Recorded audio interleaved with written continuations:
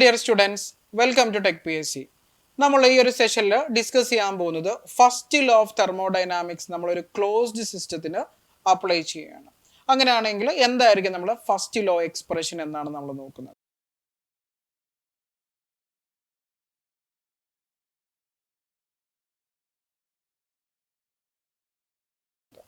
Okay, അപ്പോൾ നമുക്ക് നോക്കാം എന്താണ് ഫസ്റ്റ് ലോ ഓഫ് തെർമോഡൈനാമിക്സ്.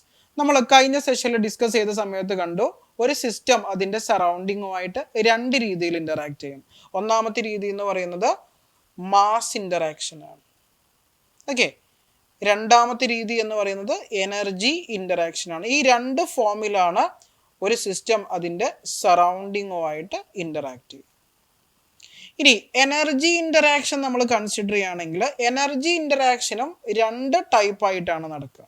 ഒന്നാമത്തെ ടൈപ്പ് എന്ന് പറയുന്നത് ഹീറ്റ് ഇൻ്ററാക്ഷൻ ആണ്. അടുത്തൊരു ടൈപ്പ് എന്ന് പറയുന്നത് വർക്ക് ഇൻ്ററാക്ഷൻ. വർക്കിൻ്റെ ഫോമിലും ഹീറ്റിൻ്റെ ഫോമിലും ആയിരിക്കും എനർജീൻ്റെ ഇൻ്ററാക്ഷനും നടക്കുക. അങ്ങനെയാണെങ്കിൽ നമുക്ക് കാണാൻ പറ്റും എന്താണ് ഫസ്റ്റ് ലോ ഓഫ് തെർമോഡൈനാമിക്സ് എന്ന് പറയുന്നത് it is nothing but the law of conservation of energy. Law of conservation of energy നമുക്ക് എല്ലാവർക്കും വളരെ പരിചിതമാണ്. എന്താണ് law of conservation of energy? Energy can neither be created nor B destroyed in A process. ഒരു പ്രോസസ്സിൽ നമുക്ക് എനർജീനെ നിർമ്മിക്കാനോ നശിപ്പിക്കാനോ സാധ്യമല്ല. അതായത് നമുക്ക് എന്ത് ചെയ്യാനേ പറ്റുള്ളൂ? ഒരു ഫോമിൽ നിന്ന് മറ്റൊരു ഫോമിലേക്ക് നമുക്ക് എനർജീനെ ഫോം ചേഞ്ച് നടത്താൻ മാത്രമേ പറ്റുള്ളൂ. ഇതാണ് നമ്മളെ law of conservation of energy എന്ന് പറയുന്നത്. ഓക്കെ, അപ്പോൾ നമ്മൾ ഇവിടെ നോക്കുകയാണെങ്കിൽ നമ്മൾ ഹീറ്റിനെ വർക്ക് ആക്കിയിട്ട് മാറ്റുന്ന സമയത്തും വർക്കിനെ ഹീറ്റ് ആക്കിയിട്ട് മാറ്റുന്ന സമയത്തും ടോട്ടൽ എമൗണ്ട് ഓഫ് എനർജി എന്തായിരിക്കും? കോൺസ്റ്റന്റ് ആയിരിക്കും. ഓക്കെ, അപ്പോൾ നമ്മൾ ആദ്യം തന്നെ എന്ത് ചെയ്യുന്നു? ഒരു ക്ലോസ്ഡ് സിസ്റ്റം കൺസിഡർ ചെയ്യുന്നു. ആ ഒരു ക്ലോസ്ഡ് സിസ്റ്റം ഒരു സൈക്കിൾ അണ്ടർഗോ ചെയ്യുന്ന സമയത്ത് എന്തായിരിക്കും ഫസ്റ്റ് ലോ ഓഫ് തെർമോഡൈനാമിക്സ് എന്നതാണ് നമ്മൾ ഡിസ്കസ് ചെയ്യുന്നത്. ഓക്കെ, അപ്പോൾ നമ്മൾ first law of thermodynamics for a closed system undergoing a cycle.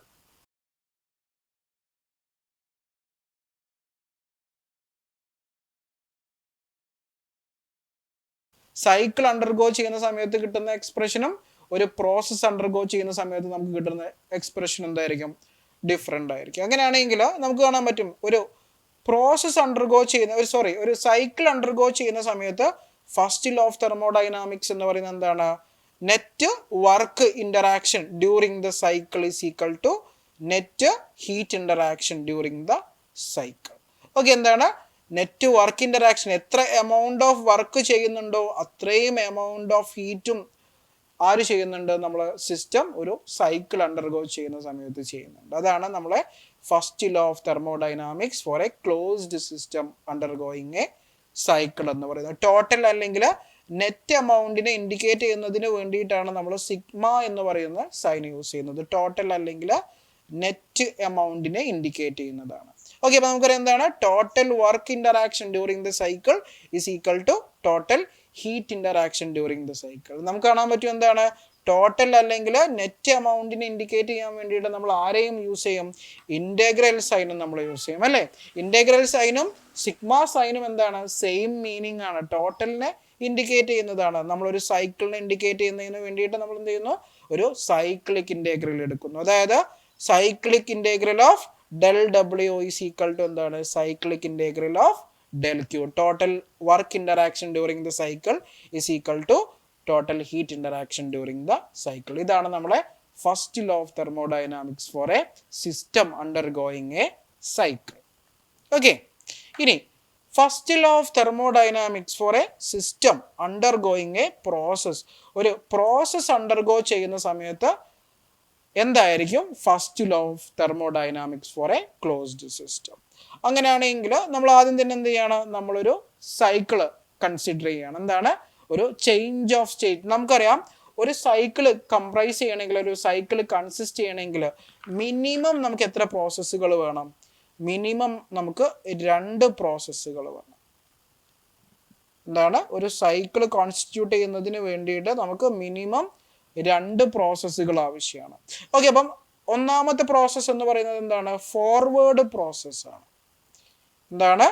Forward പ്രോസസ്സാണ്. രണ്ടാമത്തെ പ്രോസസ്സ് എന്ന് പറയുന്നത് എന്താണ്? ബാക്ക്വേർഡ് പ്രോസസ്സാണ്.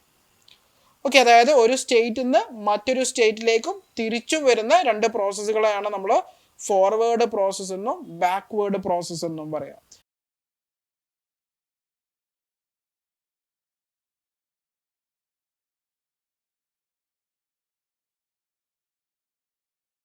ഓക്കെ, അപ്പം ഒരു ഫോർവേഡ് പ്രോസസ്സ് ഉണ്ടാവും, ഒരു ബാക്ക്വേർഡ് പ്രോസസ്സ് ഉണ്ടാവും. മിനിമം രണ്ട് പ്രോസസ്സ് ഉപയോഗിച്ചിട്ട് നമുക്ക് എന്താണ് ഒരു സൈക്കിള് നമുക്ക് ക്രിയേറ്റ് ചെയ്യാൻ പറ്റും.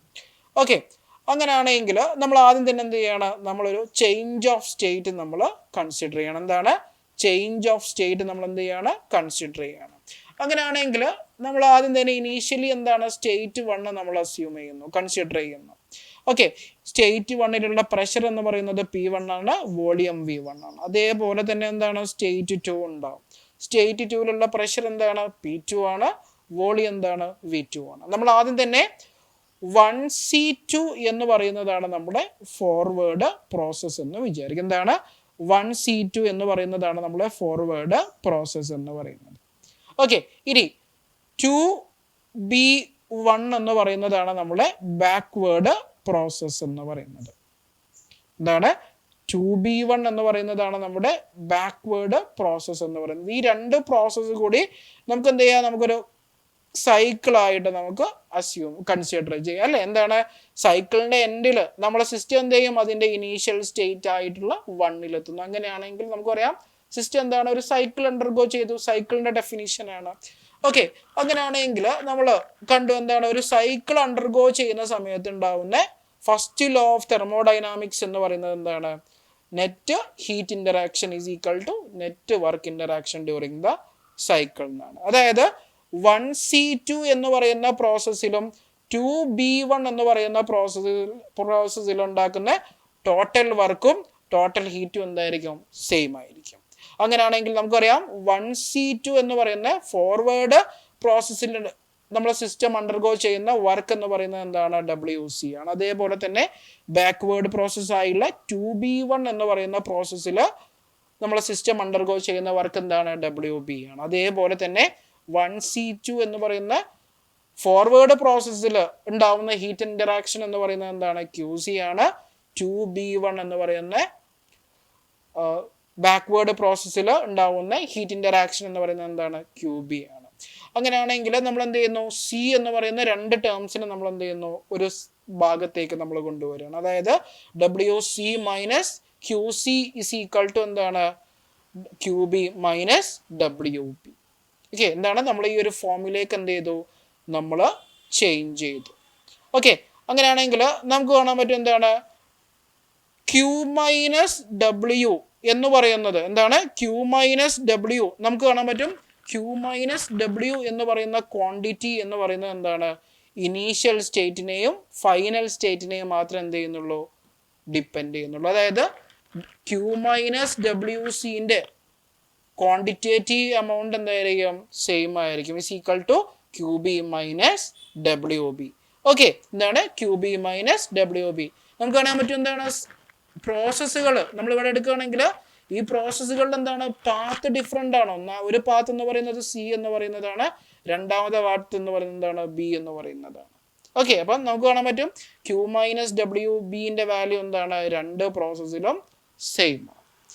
അതേപോലെ തന്നെ നമ്മൾ എന്ത് ചെയ്യണം, നമ്മൾ അടുത്ത ഒരു സൈക്കിള് കൺസിഡർ ചെയ്യണം. എന്താണ് അടുത്ത ഒരു സൈക്കിൾ ആയിട്ടുള്ള 1C2 2A1 എന്ന് പറയുന്ന സൈക്കിൾ നമ്മൾ കൺസിഡർ ചെയ്യാണ്. 1C2 2A1 എന്ന് പറയുന്ന സൈക്കിൾ നമ്മൾ എന്ത് ചെയ്യാണ്, കൺസിഡർ ചെയ്യാണ്.